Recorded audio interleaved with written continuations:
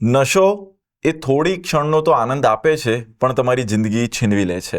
નમસ્કાર, હું હિતાંશ. આજના ખાસ પોડકાસ્ટની અંદર આપનું હાર્દિક સ્વાગત છે. મિત્રો, આજનો જે વિષય છે ને એ દરેક વિદ્યાર્થીના સપનાઓ સાથે જોડાયેલો છે, દરેક પરિવારના ભવિષ્ય સાથે જોડાયેલો છે અને દરેક દેશના આવતીકાલ પર એ વિષય સાથે પણ જોડાયેલો છે. વાત કરવાના છીએ આપણે નશો અને તેના જોખમો વિશે.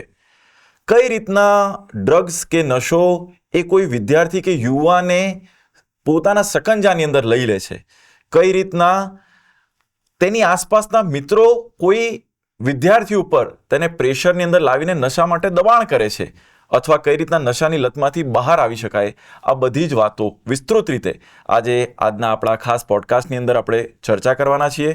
આ વિષય પર વાતચીત કરવા માટે એન્ટી નાર્કોટિક્સ ટાસ્ક ફોર્સના પોલીસ અધિક્ષક શ્રી લોકેશજી યાદવ આપણી સાથે જોડ્યા છે. ખૂબ ખૂબ સ્વાગત છે આજના ખાસ પોડકાસ્ટમાં. બહુ બહુ ધન્યવાદ. જી, સૌથી પહેલાં તો એ જાણવા માંગીશ કે આ નશાની આદત એ કેટલી ગંભીર છે.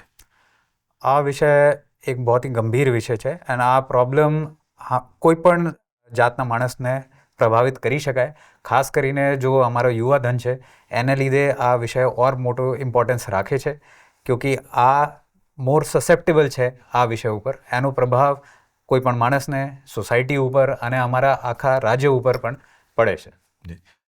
સ્વાભાવિક ક્રમમાં જોઈએ તો આ જ્યારે પહેલી વખત આમ જુઓ તો આ ડ્રગ્સ છે કે નશો છે, એના એક તો બાબત એ કે ભાઈ આને ઓળખવું કઈ રીતના અને એની લત લાગવાની કઈ કઈ જગ્યાએ સંભાવનાઓ રહેતી હોય છે.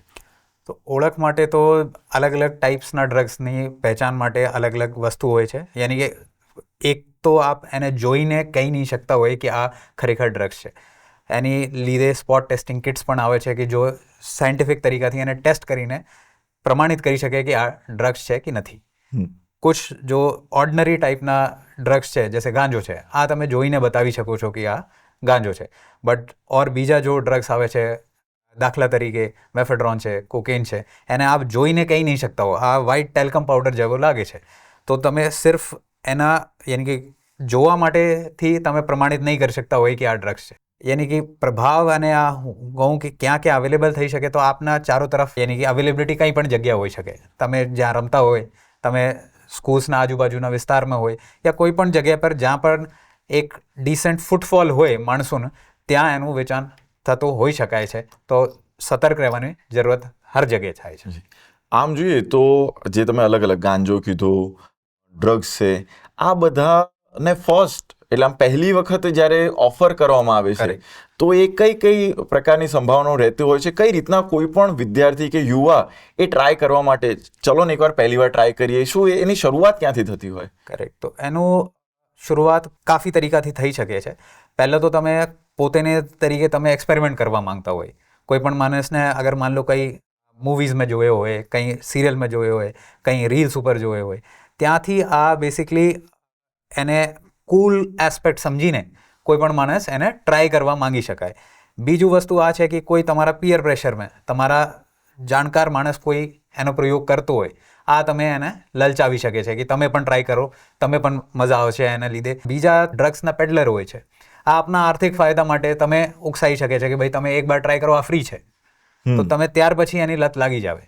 તો આ ફર્સ્ટ ટ્રાય કરવા માટે ક્યાં તો તમે પોતે એટના એન્થુઝિયાસ્ટિક હોય, યા તમે એક્સપેરિમેન્ટલ હોય કે તમે આ ટ્રાય કરવા માંગતા હોય, યા બીજું વસ્તુ કે કોઈ તમે પ્રેશરાઇઝ કરીને આ ફર્સ્ટ ટાઈમ ટ્રાય કરાવે, યા ફિર તમે કોઈ લાલચ આપીને ટ્રાય કરાવે.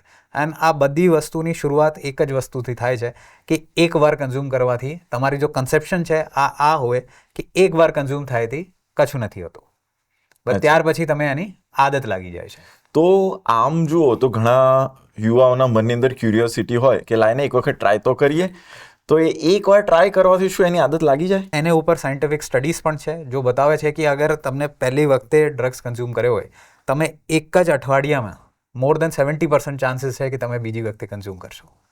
તો એનો જો પ્રભાવ આપણા મેન્ટલ સ્ટેટ્સ ઉપર છે, અમારા જો ન્યુરો રિસેપ્ટર્સ હોય છે એના ઉપર જો પ્રભાવ પડે છે ડ્રગ્સનો એક પણ વાર કન્ઝ્યુમ કરવાથી, તો આ તમારા કંટ્રોલમાં નથી રહેતો. ત્યાર પછી આ બાયોલોજિકલ નીડ બની જાય છે. નોર્મલી આપને સુન્યો હશે એક એન્ઝાઇમ હોય છે ડોપામીન. ડોપામીન આપના યાની કે પ્લેઝરેબલ હોર્મોન હોય છે. ડ્રગ્સના કન્ઝમ્પશનથી આ ડોપામીનની એક વધારે સ્પાઇક આવે છે. તો એનાથી નોર્મલ માણસને આ વિચાર આવે છે કે હું બીજી વખતે એને કન્ઝ્યુમ કર્યું और આ હાઈ મને બીજી વખતે મહેસૂસ થાય. તો એના લીધે આ તમારા કંટ્રોલમાંથી બહાર નીકળી જાય છે even on first consumption. Right. એક જે તમે વાત કરી કે કુલ દેખાવા માટે પણ યંગસ્ટર્સની અંદર એ હોય જ કે આપણે વી આર સમથિંગ કુલ. તો એ કુલ દેખાવા માટે શું આ ડ્રગ્સને યુઝ કરવું એનાથી જે કુલ દેખાઈ શકે? કુલ વસ્તુ તો તમે કેવી રીતે ડિફાઇન કરશો એના ઉપર છે. અગર કોઈ પણ માણસ એને ડિફાઇન આવી કરી શકાય કે હું એક અચ્છી નોકરી પર કામ કરું છું, હું અચ્છો ભણું છું, હું ક્લાસમાં ફર્સ્ટ આવી છું, તો એને લીધે બી કોઈ આપને કુલ સમજી શકાય. યા કાલે હું XYZ સ્પોર્ટ્સમાં હું બહુ વધારે સારું પરફોર્મન્સ કરી રહ્યો છું, તો આ પણ કુલ હોઈ શકે. તો આ તો મેન્ટાલિટી ઉપર છે કે તમે કેને ડિફાઇન કરશો કે કુલ શું છે. તો અગર કોઈ આ પ્રવૃત્તિથી ઓપરેટ કરી રહ્યો છે કે આ ડ્રગ્સના નશામાં યા કોઈ બીજા વસ્તુના કન્ઝમ્પશનથી હું કુલ બની જઈશ, તો આ એઝ અ સોસાયટી અમારે માટે સારું નથી. અને આ ઇન્ડિવિજ્યુઅલની બી રિસ્પોન્સિબિલિટી છે કે તમે શું કુલ સમજી રહ્યા છો. આ તમારી પોતાની માનસિકતા દર્શાવે છે કે આપ શેને કુલ સમજી રહ્યા છો. ઘણી વખત એવું પણ હોય, કોઈ સાથી મિત્ર હોય લેને કંઈ ના થાય, જેમ તમે વાતનો ઉલ્લેખ કર્યો કે ટ્રાય કર કંઈ ના થાય એક વખતની અંદર, તો એવો મિત્ર કોઈ ઓફર કરે તો શું કરવું જોઈએ? આમાં સ્પષ્ટ તौर पे તમે ના પાડવાની જરૂરત છે, તાકી આપને અગર ક્લેરિટી હોય, કાલે હું કોઈ પણ આપને અગેન્સ્ટમાં કોઈ સ્ટેપ લેવાનું કહે કે કાલે તમે પઢાઈ મૂકીને તમે ઘર પર બેસી જાઓ, તમે સ્પષ્ટ ના કરી દેશો કે હા હું પઢવા માંગુ છું, હું ભણવા માંગુ છું, મને પસંદ છે, તો તમે કરશો આ કામ. તો તમારા અગર પોતાના ક્લેરિટી છે દિમાગમાં કે મને આ કામ નહીં કરવો જોઈએ, તો તમે એના ઉપર સ્ટિક કરીને એને સાફ ના પાડી દેવાની થાય. એક વખત કન્ઝ્યુમ કર્યા પછી અને પછી જ્યારે એની લત લાગી જાય, આદત પડી જાય, તો પછી એની બોડી ઉપર, માઇન્ડ ઉપર કેવા પ્રકારની અસર આ ડ્રગ્સના લીધે કે નશાના લીધે થતી હોય? प्राइमरी तौर पर तो अगर हम एना ऊपर फिजिकल कॉम्पोनेंट्स ऊपर જોઈએ તો ફિઝિકલ કોમ્પોનન્ટ્સમાં અગર આપ કંઈ ડ્રગ્સના લત તમે લાગી ગઈ છે, તો એના ઉપરથી તમારે ફર્સ્ટલી તમારા જો ભૂખ છે આ કમ થઈ જાય. ઠીક છે. એના પછી તમે એન્ઝાયટી અટેક્સ આવે, તમે પેનિક અટેક્સ આવે, તમે બીજા માણસો સાથે યાની કે મળવાનું તમે પસંદ નહીં આવે, તમારા જો યાની ઇરેટિક પેટર્ન્સ જો છે, જો તમારા નોર્મલ પેટર્ન છે એનાથી ડિવિએશન તમારી વધી જશે. એન્ઝાયટી વધવા કારણોથી તમે પસીના વધારે આવશે. તો ફિઝિકલ એટ્રીબ્યુટ્સ જોઈએ તો તમે યાની એન્ઝાયટીના પ્રમાણે હોય છે, જો તમારા શરીર ઉપર અસર આવે છે, ફર્સ્ટ તौर ઉપર તમારા ઉપર આ પ્રભાવ આવશે. ત્યાર પછી ઇન ધ લોંગ ટર્મ અગર જોઈએ તો તમે બીજી ડિઝીઝીસ પણ થઈ શકે. હાઇપરટેન્શન છે, તમે ડાયાબિટીસ છે, બીજા બી તમારા ઉપર ઇમ્પ્લિકેશન આવી શકે. મેન્ટલ હેલ્થ ઉપર તો ગિવન એન્ઝાયટીનો ડાયરેક્ટ રિલેશન છે મેન્ટલ હેલ્થ ઉપર. તો તમે આપને કાઢતા હોય છે આપના સોસાયટીથી, આપના પરિવારથી, તમે એના સાથે ઘુલો મિલો નથી, તમે એવો સર્કલ બનાવી લો છો જો આ જ કન્ઝમ્પશન કરશે, તમારા સ્લીપ ઉપર ઇફેક્ટ આવશે. તો આ તમારા મેન્ટલ હેલ્થ, ફિઝિકલ હેલ્થ અને ત્યાર પછી ફાઇનાન્શિયલ હેલ્થ એના ઉપર બી પ્રભાવ આવશે, ક્યોંકિ એના કન્ઝમ્પશન માટે તમારી પાસે પૈસા ક્યાંથી આવશે.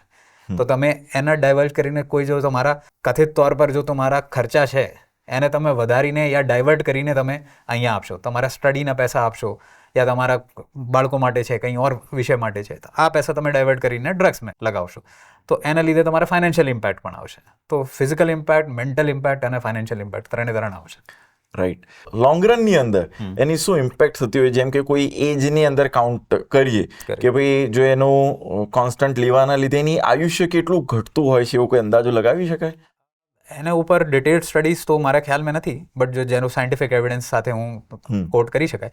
બટ તમે કોઈ પણ રિહેબિલિટેશન સેન્ટર જાઓ જ્યાં જો ડ્રગ્સના વ્યસનમાં પડી ગયા છે માણસ, એને રિહેબિલિટેટ અને વાપસ મેઇન સ્ટ્રીમમાં લાવવા માટે પ્રયત્ન ચાલી રહ્યા છે, ત્યાં તમે જાઓ છો તો તમે નોર્મલી આ જોવા મળશે કે બધા માણસ અંડરવેટ છે, જો પણ છે, જો એની વાસ્તવિક એજ છે એનાથી વધારે વૃદ્ધ લાગે છે. તો અગર 40 સાલ કો માણસ છે, તમે એને જોઈને અગર वो છેલ્લા 10 વર્ષથી ડ્રગ્સ કરી રહ્યો છે, એને જોશો તો તમે 60 વર્ષથી કમ આયુ એની નહીં લાગે.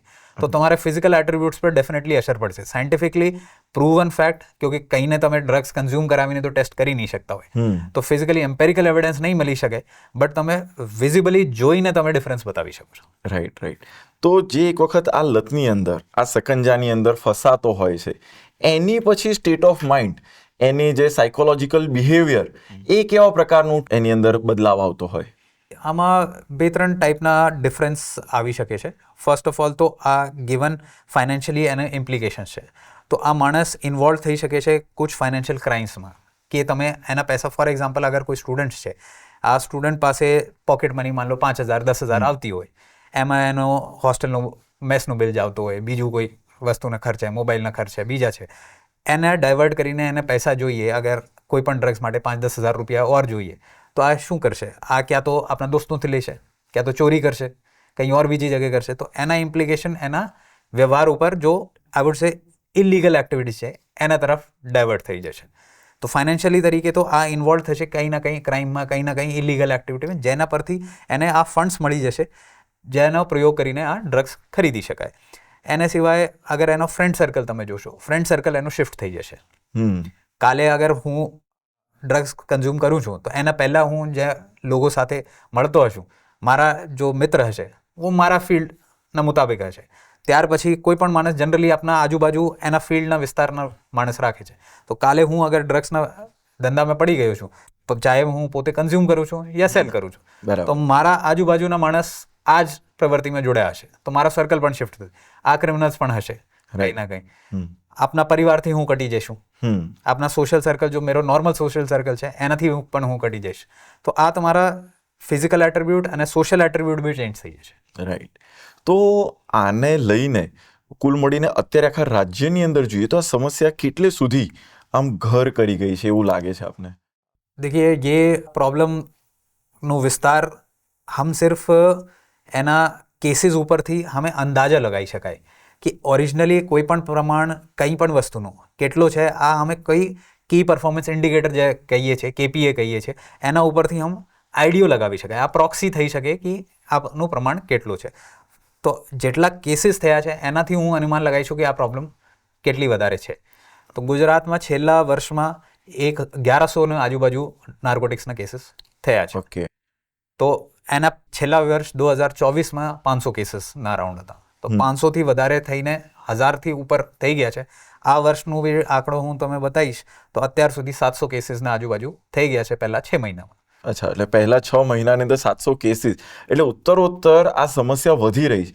શું એવું લાગે છે કે આ શહેરી વિસ્તારની અંદર વધારે છે કે ગ્રામીણ ક્ષેત્રની અંદર?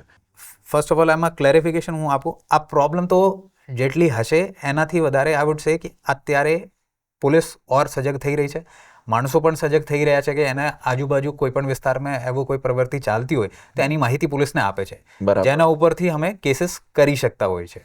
તો આ ડાયરેક્ટલી ઇશ્યુ बढ़ता હોવાનું પ્રમાણ તો હું નહીં કહી શકીશ, બટ એના ઉપર એન્ફોર્સમેન્ટનું વધારે ફોકસ ચાલી રહ્યો છે. આપનો જો બીજો સવાલ છે કે આ શહેરી વિસ્તારની પ્રોબ્લેમ છે યા ગ્રામીણ વિસ્તારની પ્રોબ્લેમ, આ પ્રોબ્લેમ કંઈ પણ જગ્યાની હોઈ શકે. એમાં ઓનલી ઇશ્યુ જો પેડલરને જોઈએ આ ફાઇનાન્શિયલ બેનિફિટ છે, તો એને જ્યાં પણથી ફાઇનાન્શિયલ બેનિફિટ મળતો હશે આ પ્રોવાઈડ કરી દઈશ. બરાબર. તો તમે શહેરમાં અગર કોઈ બીજા ડ્રગ્સની ડિમાન્ડ હોઈ શકે છે, રૂરલ વિસ્તારમાં કંઈ બીજા ડ્રગ્સની ડિમાન્ડ હોઈ શકે, તો ડિપેન્ડિંગ અપોન ડિમાન્ડથી આ સપ્લાય ચાલે છે. રાઈટ. તો જ્યાંથી ફાઇનાન્શિયલ એડવાન્સમેન્ટ મળતો હોય ત્યાં સપ્લાય થઈ શકતી. શું એકલા બોયઝ એટલે એકલા મેલ એટલે પુરુષો જ એની અંદર સપડાયેલા હોય છે કે યુવતીઓ પણ એ ડ્રગ્સને કન્ઝ્યુમ કરતી હોય છે, એવા કેસીસ આવે છે? देखिए આ પ્રોબ્લેમ સોશિયલ પ્રોબ્લેમ છે. અગર હમ એને સિર્ફ એક ક્રિમિનલ એંગલથી તો નહીં જોઈ શકતા હોય, આ health problem plus social problem અને એક પોલીસિંગ પ્રોબ્લેમ છે. તો આ તીનોનો સમાગમ છે. એમાં અમે કોઈ પણ વસ્તુમાં આ નહીં કહી શકતા હો કે આ એક જેન્ડર સ્પેસિફિક પ્રોબ્લેમ છે. કોઈ પણ માણસ એની લતમાં લાગી શકાય. આ તો એક્સપોઝર ઉપર ડિપેન્ડન્ટ છે. કંઈને પહેલી વખતે ટ્રાય કરી લીધો હોય, ચાહે वो પુરુષ હોય, ચાહે સ્ત્રી હોય, ચાહે બાળકા હોય, ચાહે બાળક હોય, કોઈ પણ એના વ્યસનમાં પડી શકાય. તો એમાં કોઈ જેન્ડર ડિફરન્સિએશન નથી. આમાં જો પણ માણસ એને કન્ઝ્યુમ કરે છે અને પેડલર્સ છે, આ બધા કાયદાની દૃષ્ટિ બરાબર છે. તો એને રોકવા માટે કેવા પ્રયાસ આપણે એક નાગરિક તરીકે અને એક સામાજિક વ્યવસ્થા એટલે પોલીસ દ્વારા કરવામાં આવી રહ્યા છે? પોલીસનું કામ તો નોર્મલી અમે જોઈએ તો એન્ફોર્સમેન્ટનું હોય છે. એન્ફોર્સમેન્ટ તો બધી પોલીસ કરતી હોય છે, ચાહે वो ડિસ્ટ્રિક્ટની પોલીસ હોય, ચાહે સ્ટેટ લેવલની એન્ટી નાર્કોટિક્સ ટાસ્ક ફોર્સ એવી એજન્સી હોય, બીજી એજન્સી માની લો એન્ટી ટેરરિસ્ટ સ્ક્વોડ ATS પણ છે, જો બડા કેસીસ કરે છે. તો એન્ફોર્સમેન્ટ દૃષ્ટિ તો પોલીસ કામ કરી રહી છે, સ્પેશિયલાઇઝ્ડ એજન્સી પણ કામ કરી રહી છે. એને સાથે સાથે પોલીસ અવેરનેસનું કામ પણ કરે છે, જેના ભાગરૂપે આ પોડકાસ્ટ પણ આપણે કરી રહ્યા છીએ. તો એવી રીતે અમે પોલીસમાં તરફથી સ્કૂલ્સમાં જાગૃતિના પ્રોગ્રામ કરીશું. સિમિલરલી NGO સાથે જોડીને રિહેબિલિટેશનના કાર્યક્રમ પણ કરવામાં આવે છે. એના સાથે સાથે પોલીસનું એક હેલ્પલાઇન નંબર પણ છે 1908, જેના ઉપરથી કોઈ પણ માણસ પાસે બાતમી હોય કે અહીંયા કોઈ પણ વિસ્તારમાં XYZ ડ્રગ્સનું વેચાણ થાય છે યા કન્ઝમ્પશન થાય છે, એના રિગાર્ડિંગ ઇન્ફોર્મેશન આ સોસાયટી મેમ્બર અમારા આંખ નાક કાન બનીને ઇન્ફોર્મેશન અમે આપી શકાય, તાકી એના ઉપર પોલીસ વધારે પ્રમાણમાં એન્ફોર્સમેન્ટ કરી શકાય. તો જે આ પ્રકારની જાણકારી આપે, જેમ કે કોઈ પણને ઓફર કરવામાં આવી, એટલે જે પેડલર છે એની જાણકારી આપે, તો એનું શું નામ ને આ તે બધું ગુપ્ત રાખવામાં આવે?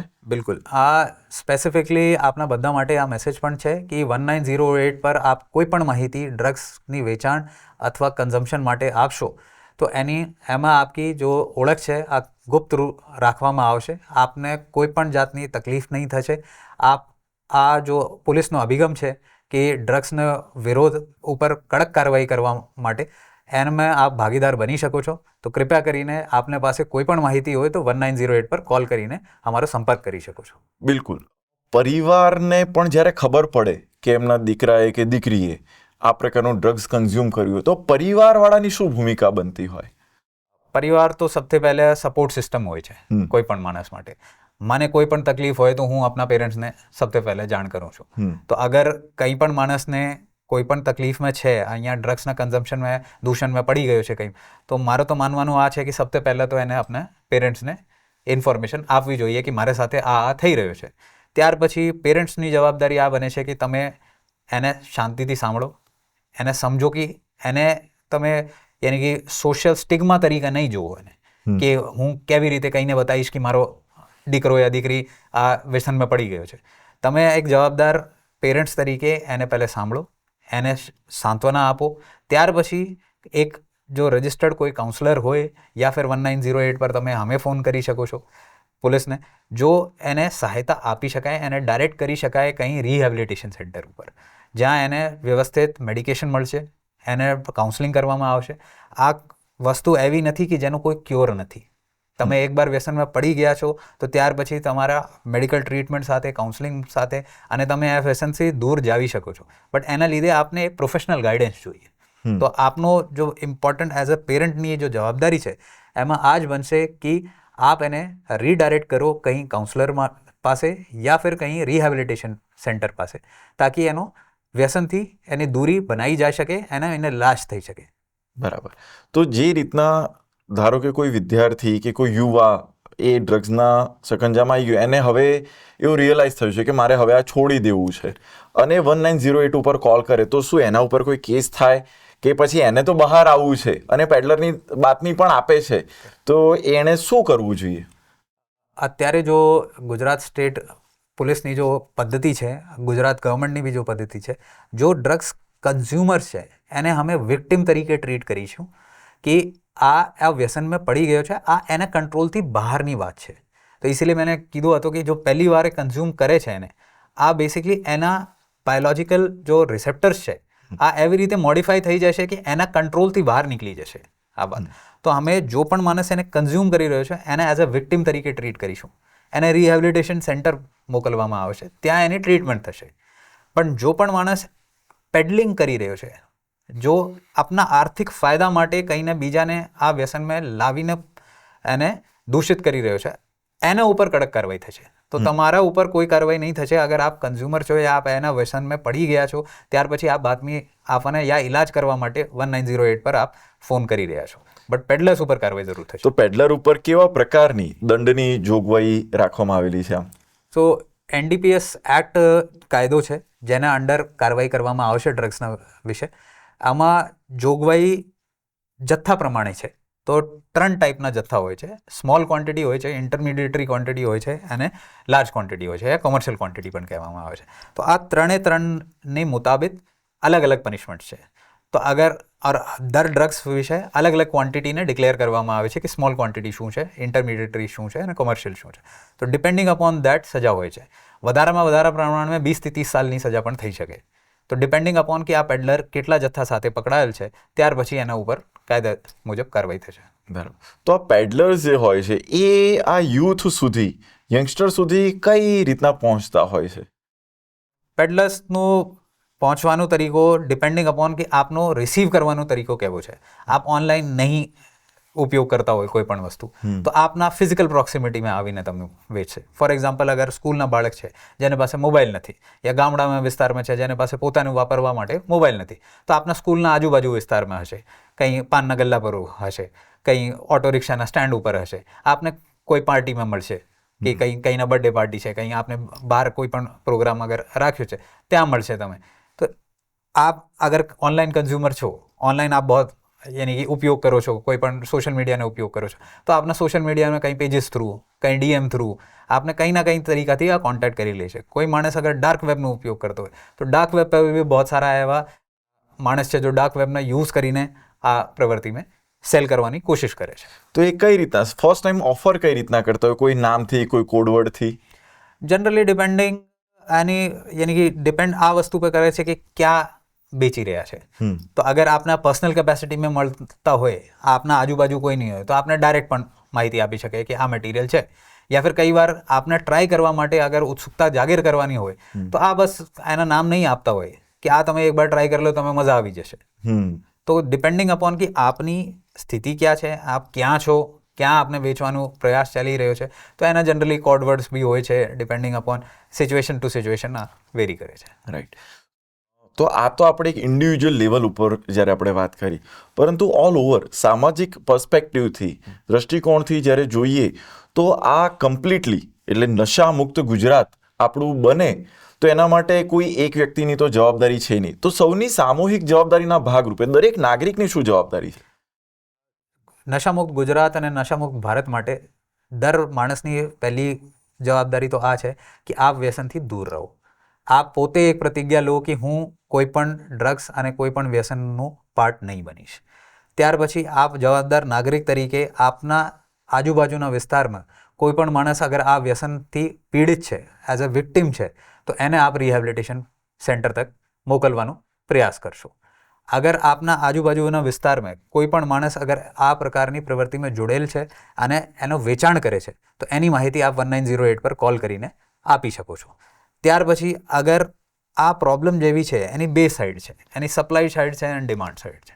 સપ્લાય સાઈડમાં પેડલર્સ આવશે, સપ્લાયર્સ આવશે, ઇન્ટરનેશનલ ડ્રગ લોર્ડ્સ પણ છે જો એમાં ઇન્વોલ્વ છે. તો સપ્લાય સાઈડનું તો એક જ મહત્વ છે, એનો એક જ ઓબ્જેક્ટિવ છે કે એના ઉપરથી ફાઇનાન્શિયલ બેનિફિટ જેટલો સુધી મળી શકાય એટલું સુધી પ્રયાસ કરવાનો. રાઈટ. બટ કોઈ પણ સોશિયલ પ્રોબ્લેમ જ્યાં સુધી રહેશે જ્યાં સુધી એની ડિમાન્ડ રહેશે. ટ્રુ. તો ડિમાન્ડ ક્યાંથી આવશે? મારા આપ જેસા ઓર બીજા માણસ જો પણ સોસાયટીમાં છે એના પરથી ડિમાન્ડ આવશે. તો અમારી જવાબદારી એઝ અ સોસાયટી આ જ રહેશે કે આ ડિમાન્ડને ખતમ કરવાનું. તો આપ આપના પોતાના લેવલ પર ડિમાન્ડ ખતમ કરશો, ત્યાર પછી આપ આજુબાજુના આપના વિસ્તારમાં ખતમ કરશો અને એના માટે અવેરનેસ. આ ટોપિક એવો છે કે વધારે પ્રમાણમાં લોકો વાતો નહીં કરતા હોય આ વિષય ઉપર. આ હાશ હાશ નીચે અંડર કરન્ટ્સમાં ચાલતી હોય, કોઈ સ્પષ્ટ તौर પર એના ઉપર વાત નહીં કરતો હોય. તો તમારી આ જવાબદારી આ દર માણસની આ પણ બને છે કે એના લીધે આપ ચેન્જ એજન્ટ બનો. આપને આજ અગર આ પોડકાસ્ટથી યા કંઈ પણ માધ્યમથી એના ઉપર જાણકારી મળી રહી છે તો આપ 3 માણસને ઓર આ જાણકારી આપો, તાકી ધીરે ધીરે આ મેઇન સ્ટ્રીમ વિષય બની જાય. એના ઉપરથી જો ટેબુ છે કે આ તો આ ડ્રગ્સ કરે છે, આ તો શું છે તેમ છે, એના ઉપરથી નીકળીને એના એક મેઇન સ્ટ્રીમ મુદ્દા બનાવવાની. બરાબર. ત્યાર પછી એના ઉપર કાર્યવાહી. રાઈટ. એટલે એક વ્યક્તિગત સ્તરે થતો પ્રયાસ, બીજો પારિવારિક સ્તરે થતો પ્રયાસ, બીજો એક સરકારનો પ્રયાસ, પોલીસનો પ્રયાસ. ઘણા એવા સંગઠન પણ હોય છે, ઘણા એવા NGOs પણ હોય છે જે નો ડ્રગ્સ કેમ્પેનને લઈને સમાજની અંદર અલગ અલગ પ્રકારના કાર્ય કરતા હોય છે. એ લોકો કઈ રીતના આપના કામની અંદર મદદરૂપ થતા હોય છે? પ્રાઇમરી તौर પર NGOનો રોલ બે વસ્તુમાં આવી શકાય. એક તો અવેરનેસ પ્રમોશનમાં આવી શકાય કે આપ પોલીસની મર્યાદા લિમિટેડ હોય છે, બીજા પણ કાર્યવાહી હોય, લો એન્ડ ઓર્ડરની કાર્યવાહી હોય, ક્રાઇમનો ડિટેક્શનનું કાર્યવાહી હોય, એમાં અમે ઇન્વોલ્વ હોઈએ છીએ. तो अवेयरनेस ने हमें एक लिमिटेड टाइम ही આપી શકાય. और हमारी રીચ और जो हमाराથી મેસેજ જાવે છે એની એક મર્યાદા હોય છે કે આ કેવી રીતે પહોંચી શકાય. NGOsની મર્યાદા એનાથી વધારે થઈ શકે. લોકો પણને કોન્ફિડન્સ આવશે. પોલીસ સાથે એક ક્રાઇમ એન્ફોર્સમેન્ટનું જો એંગલ છે આ વધારે હોય છે. NGOs અગર સેમ જ વસ્તુ NGOs કહીને સમજાવશે તો મારું માનવાનું છે એની રીચ વધારે થશે. અને એના લોકલ વોલન્ટિયર્સ પણ છે. તો એનાથી ફર્સ્ટ થિંગ જેમાં એનજીઓઝ કોન્ટ્રીબ્યુટ કરી શકાય આ તો અવેરનેસ વિશે છે.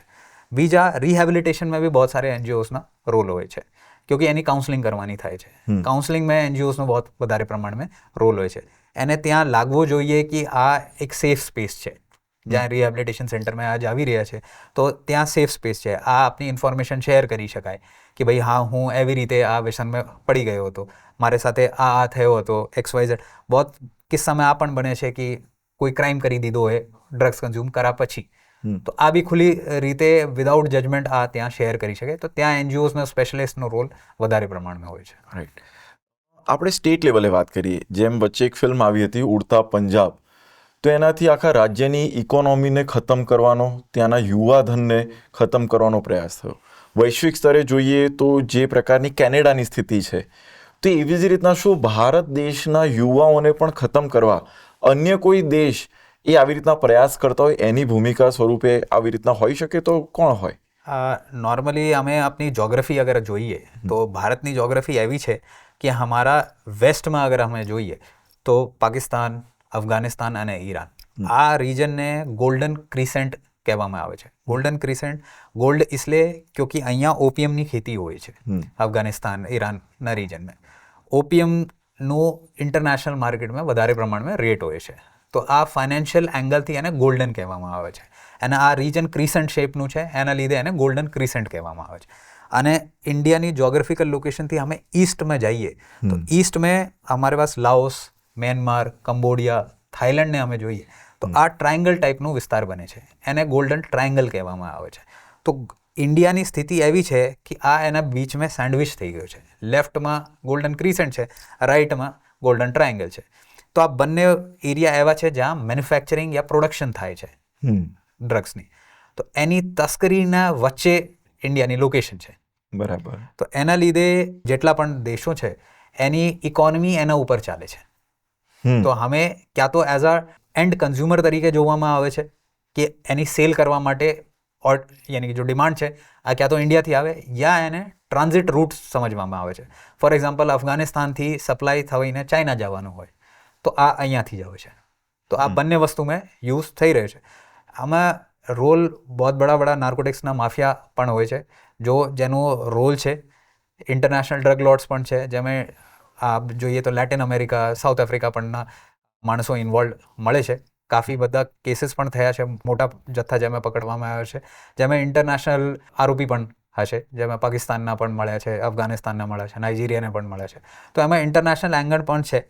તો એસ્પેશિયલી જો જોગ્રાફી છે આ અમારા અગેન્સ્ટ જાવી રહી છે. એમાં ઇન્ટરનેશનલ બહુ પ્રમાણમાં યાની દેશો છે જેનો ઇન્વોલ્વમેન્ટ થઈ શકે. રાઈટ. તો આપણે તો એક સજગ નાગરિક તરીકે આપણે જો આપણી ભૂમિકા અદા કરવાની હોય તો આપણે આપણા રાજ્ય માટે, આપણા દેશ માટે ડ્રગ્સના કે નશાના ઉપર જો પ્રહાર કરવો હોય તો એ કઈ રીતના કરી શકે? નાગરિક તરીકે આપના 2-3 વસ્તુ ही आपने ध्यान रखवानी है. सबसे पहला, जैसे मैंने पहले भी कीधું कि आप આ વ્યસનથી દૂર રહેશો. ફર્સ્ટ આપ આપના ઇન્ડિવિજ્યુઅલ લેવલ પર આ શપથ લેશો કે હું આ નશા અને આ વ્યસનથી કોસો દૂર રહીશું. બીજી વસ્તુ, આપ આપના ફેમિલીને સિક્યોર સ્પેસ બનાવીશું કે આ ફેમિલીમાં કોઈ પણ માણસ આ ઇશ્યુથી ઇન્વોલ્વ નથી.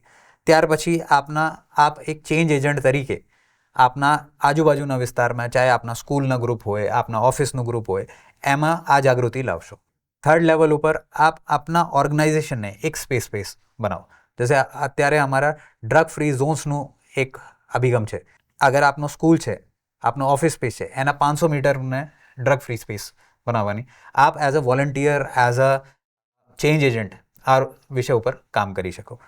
ત્યાર પછી આપના પાસે કોઈ પણ વિષય રિગાર્ડિંગ માહિતી હોય તો આપ એન્ફોર્સમેન્ટ એજન્સીઝને શેર કરી શકો. ઓર આપ કોઈ પણ એનજીઓ જો આમાં अच्छी કામગીરી કરી રહી છે એના સાથે ઇન્વોલ્વ થઈને એમાં ચેન્જમાં આપ ભાગીરૂપ બની શકો છો. જી લોકેશભાઈ, ખૂબ મજા પડી. આપે ડ્રગ્સને લઈને ઘણી બધી એવી બાબતો હતી જે આપણા દર્શકો પણ નહીં જાણતા હોય, તો એમના સુધી આ વાત પહોંચાડવા માટેનું એક માધ્યમ આપણે બન્યા છીએ. તો એ બદલ અને ડ્રગ્સ કુલ મળીને એને ના કહીશું તો આપણે આપણા સપનાઓ જે જોયેલા છે એની તરફ જરૂરથી મીટ માંડીને એને પૂરા કરી શકીશું. આજના ખાસ પોડકાસ્ટમાં આપ આવ્યા, ખૂબ ખૂબ ધન્યવાદ. તો મિત્રો, જે પ્રકારે આજે આ ડ્રગ્સને લઈને, નશાને લઈને, તેના જોખમને લઈને, તેના પેડલર્સથી તેના બચાવને લઈને જે પ્રકારની વાતચીત થઈ છે, અમને આશા છે કે આજના પોડકાસ્ટમાંથી આપને ખૂબ મહત્વપૂર્ણ બાબતો જાણવા મળી હશે. તો આપણે પણ આપણા જીવનની અંદર એક સંકલ્પ લઈએ, ડ્રગ્સ કે નશાને ના કહીએ અને આપણે આપણા સપનાઓને પૂર્ણ કરવાને તેને હા કહીએ. ફરી મળીશું આવા જ ઇન્ટરેસ્ટિંગ ટોપિક ઉપર. આપણો સંવાદ નિરંતર ચાલુ રહેશે. ત્યાં સુધી રજા આપશો. નમસ્કાર.